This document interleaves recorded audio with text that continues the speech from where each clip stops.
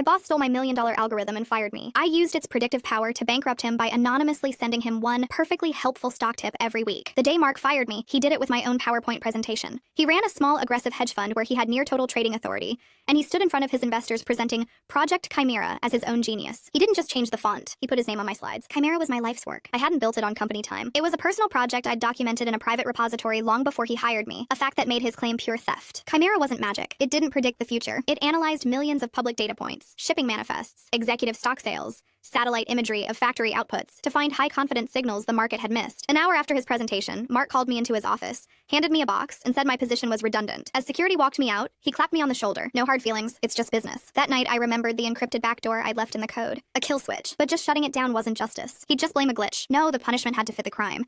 He wanted to use my creation to feed his greed? Fine, I would help him. I created a burner email address under the name The Oracle. My plan was simple. I'd use Chimera's own signals to find opportunities, feeding his arrogance until he destroyed himself. I knew what I was doing could expose me to civil claims, but I wanted him to see the cost of stealing my life's work. My first email was cryptic, a gift for a man of vision, followed by a tip on a small tech company. Chimera had flagged a minor surge based on public patent filings. The stock jumped 8%. He was hooked. For 6 weeks, I was his invisible puppet master. Every Monday, a new tip appeared in his inbox. A small gain here, a minor win there. He started to believe he had a secret admirer on Wall Street. He got arrogant, leveraging more and more of his own personal portfolio and the private investor capital he controlled. He was tying his entire reputation to the Oracle's tips. He was getting sloppy. That's when I knew it was time. Chimera flagged a high-probability event. A pharmaceutical company, soaring on hype, was showing public signals of an imminent collapse. A key researcher had quietly liquidated all their personal stock. This was my moment. I didn't need any reverse psychology. I just needed to feed his overconfidence. I sent him the tip as a straightforward, can't-miss buy recommendation, framing it as the stock's final surge before a buyout. The next morning, I watched the pre-market tickers. Just as I'd hoped, Mark hadn't just taken the tip. He doubled down, pouring his entire personal fortune and his investors' capital into the stock. He thought he was a kingmaker. Then, at 8:30 a.m., the news broke. The researcher's stock sale was made public, alongside rumors of a failed trial. Panic selling began instantly. The stock didn't just fall. It cratered, losing 90% of its value in minutes. Mark wasn't just hurt. He was personally wiped out. His investors revolted.